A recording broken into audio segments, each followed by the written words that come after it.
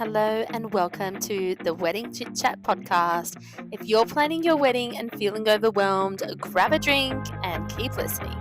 We'll be sharing all you need to know to give you the confidence to seamlessly plan your own wedding. Welcome back to the Wedding Chit Chat podcast.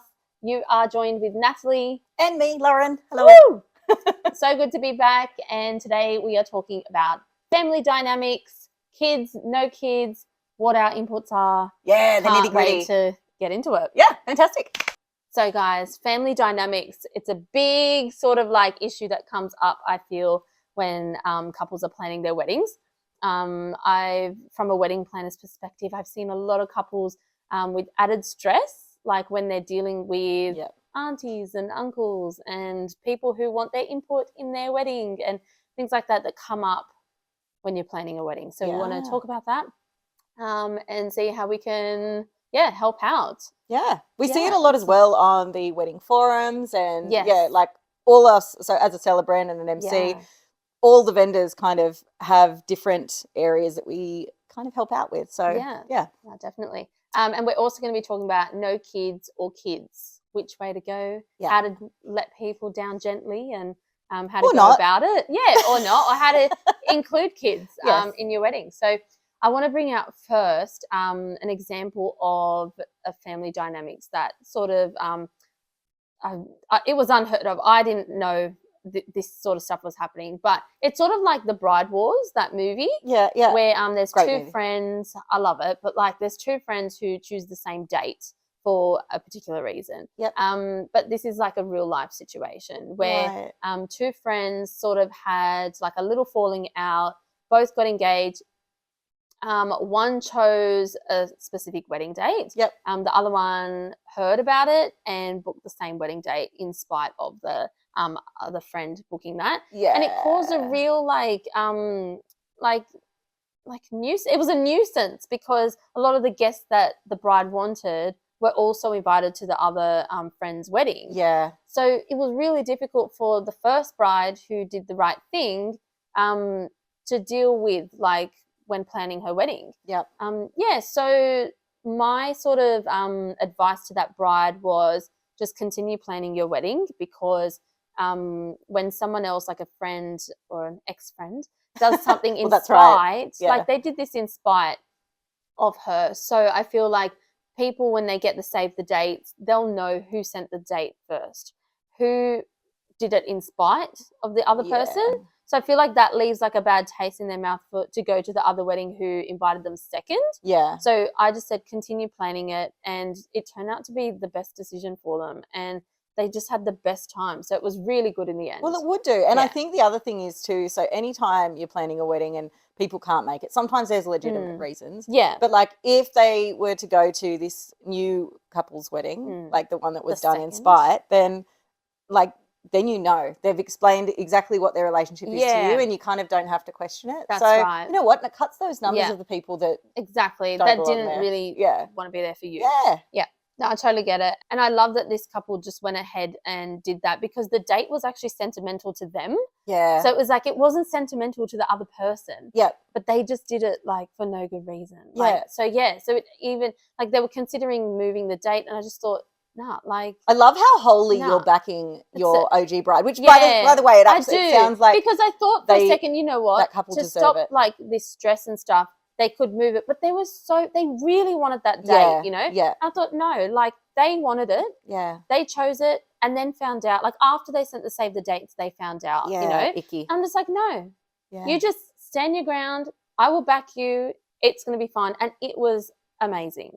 They said the best day of their life. Fantastic. So so like stuff happens, and honestly at first I was like, no way, like how did this friend do that to you? It's, you know, like it's types of dynamics with friends, and so I've even got an example.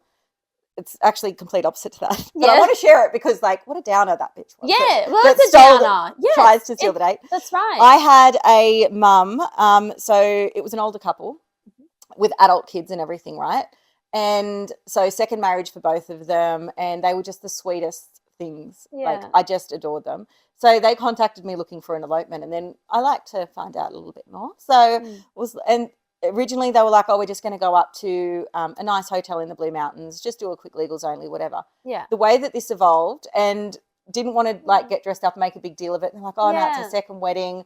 Doing it in secret because this is the thing. Why? Her daughter's getting married this year. So she didn't want to take away anything from her daughter, which is really sweet. Yeah. And in saying that, she did get in a little bit of trouble from the kids for not sharing. Yeah. They wanted to be a part of it. But like it was done, it came from such a good place. Yeah. And so we went to the Glass House. Oh, yes.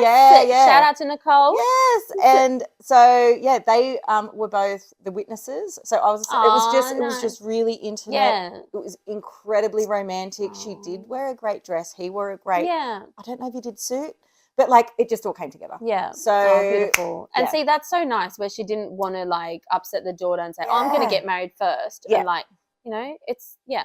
Oh, I love that. See, there's different things that happen in different families, but yeah, it's like the big topic that always comes up, I find, is that the couple don't want kids there. Yeah, that's a big question. The family members sort of are really upset. It's like, why don't you want my kids there? And like, but so and so's coming and like it might be a flower girl or someone that's within the wedding. Like if they can come with their newborn, why can't I come with my 5-year-old? Yes. Yeah. But that's like a baby that needs like anyways. So what's your point of view? Do you love kids at weddings? Do you not love kids at weddings? This is such a personal take. Yeah. So, but I will say I love kids in ceremony, not for reception. Yeah. So, and it's not always going to be viable that, we were talking about this a little while ago, but like, if you're going to do it and it's going to be a bit of a distance, and it's on site somewhere, you can get a nanny, like get a room somewhere and get like, because kids don't have the best time at reception. They might for the first hour or two. Yeah. But it's a long day. It drags on for them. The whole day is big. Definitely. So So and I also, big dog lover. Yeah. I'm kind of the same with dogs. Kids and dogs I love at ceremony because of the unpredictability and they just break any tension in the air and all that. But also, if you want this to be a real representation and celebration of you as a couple, it can take away from that a bit because the focus, you know what I mean? So just Yeah, I get you. Working out priorities. Yeah. Look, I had kids at my wedding. Any regrets? Yeah. Reception. I shouldn't have invited them. Yeah. Sorry to those who came and had kids. It was 9 years ago, so it was sort of like not a question for us. It was like we have big families and it was just never going to be the right time to tell people, no, you can't have your kids there. Yeah. But now I wouldn't invite kids. It would just be like adults only. Ceremony, I don't mind having kids there. Yeah. But I do feel like you said, like the reception, if it's got accommodation on site, get a nanny to keep them occupied. Get a face painter for all I care. Or like, someone to keep them occupied because they would love that. Yes. Like, they would enjoy that so much better than sitting at a table with their parents and being told like 5 not to hours. make a mess and Yeah. So definitely I think that kids have their place at weddings, I feel, and it's okay to have them. If you decide not to have kids at your wedding, like, and you feel that your family, like sending out the invite which says like no kids, I would say chat to the people who have kids before. Don't just send them an invite and then you'll just expect the questions and everything to be coming at you before that. Yeah, because I think have a conversation with those who do have kids before sending it out because that will lessen the tension. Yeah. I mean, there's also the question of if you're a couple and you've got kids, right? Like, especially if they're little and whatever. So sometimes it's no kids at weddings, but then the couple are going to be bringing in. Yeah. So I always have conversations around what's going to happen if, right? So if little Joey gets upset, and are you happy to like cradle while we're doing the ceremony, or would you rather nominate someone? And if you're going to nominate someone, if you want your mum to be present, for instance, then don't nominate your mum. Because that responsibility then means that she may have to go away. So that's right. Pick the right person to sort of assist. Step in and when. Yeah, that's right. No, that's a really good point. Designate someone. Yes. For every child, one-on-one care. At weddings. If not a nanny. I love nannies at weddings and dog sitters. Like, dog sitters. Yes, I've seen that at a few weddings. That's great because after ceremony, really, like then they don't need to be around for reception. No, it's not. It's not the what best are you thing gonna for do? them. Chain up a dog, like not chain up, but like keep a dog on a leash. So I like, also the whole time. It's quite happily will throw my hand up if I'm not already emceeing. I've done. I've officiated a wedding, and then afterwards I've just gone and hung out with dogs. Yeah. And it's the best for me. Like I'm already on site. Yeah. But there are designated pet sitters or pet chaperones. They are. And they're phenomenal. So And ask your venues as well, because they would have seen pet chaperones as well, like before. So definitely who's reliable, if you need, if you want like a professional doing it, like there's contacts. Like the venues will have those contacts. So definitely. Cool. Yeah. So other than that, so we're talking about the family dynamics. Yes. Other sort of dynamics at weddings? There can be. I've had issues of like they think there might be a bit of a blue one at the end. Like I've had different types of. I don't want to paint it like tarnish anyone with it. Okay, so I'll say this: like we've had discussions. Do you think we'll need to get security? Because once everyone's lick it up, if there's going to be anything, if you know your friends and family, and you're worried about something, because some couples are. Yeah, I do get like people saying, oh, like people might drink too much, and like there's a certain someone who gets a bit rowdy, or certain father who just won't stop talking at the speeches, and need to there's watch always what he says. To navigate this. There's definitely things that can be done. So definitely get someone to read the dad's speech prior if you don't know what he's going to bring up, what he's going to say. If you're worried about that sort of stuff, ask them to send you the speech to check that beforehand. That's actually I would do that. Really smart. So that you're not like nothing gets said. Like remember, like there was something on maths. And like one of the groomsmen or someone said something about the groom, and it was really like just lowered the mood. Oh, see, I and don't I'm just like, I fucking despise I watched it, I think last season, not the one that's just out now, but the last one. And I'm just like, whoa, like everyone was like commenting, like he should not have said that. But sometimes when things are said, it's hard to you can't unsay something. I have actually turned the speaker down off drunk sister. Oh yeah, sister that wasn't the maid of honor. She was a bridesmaid and she was dirty, and I've turned the speaker down on her while she was talking.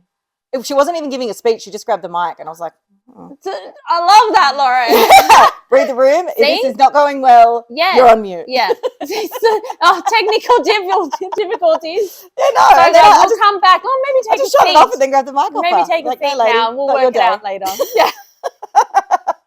So that's why you need an MC. Yeah. Because like who's going to do Having that? Having people to step in is great because it takes the onus off the couple. Yeah, that's right. Like there's so many things, and there's ways that you can combat it before it becomes an issue. So having security there to kind of preempt any things that might go wrong. Also, like if there's people that do not get along, don't encourage them to get photos together. Like have a photo list for the photographer, and then make sure you tell your vendors, just so you know, there's a bit of family this person, issues, it might be carrying a gun to sort this person out. No, like that's probably extreme. But like, if we know that in advance, we can handle it. Yeah, that's right. Knowing in advance, like letting your vendors know, is definitely like helpful. Yeah. And do you know the other thing too? You don't want to be sprung up like with something big like on the day. And it's not always bad things. It's like knowledge is power, and so sometimes it's based around inclusivity as well, right? So sometimes people have blind disability, so we might it might be autism, or it might be there's certain things that they're going to behave in a certain way, and if we were looking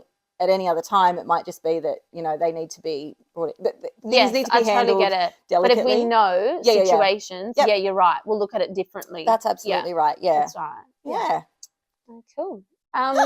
So we wanted to talk about one more thing, probably the vendor dynamic. Yes. At weddings. So Nat and I was just discussing this offline, and I think it's important to talk about because we've both had instances where it could have been avoided, I suppose. So when we say vendor dynamics, it's because sometimes we're working directly with families. So as an MC, sometimes I'm working with might be a musician, or as a planner, you might be working with, it might even be a stand-in celebrant or something that's so someone who's not a professional for that service, someone who the couple have chosen, like an MC or someone to from a family member. Like not with a professional background, basically.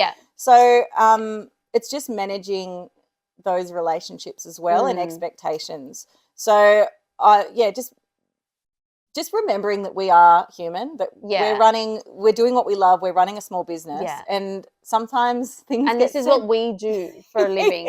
Like, this is our job. So there have been things that have been said to us that have been inappropriate, and that we kind of just have to take on the chin as professionals.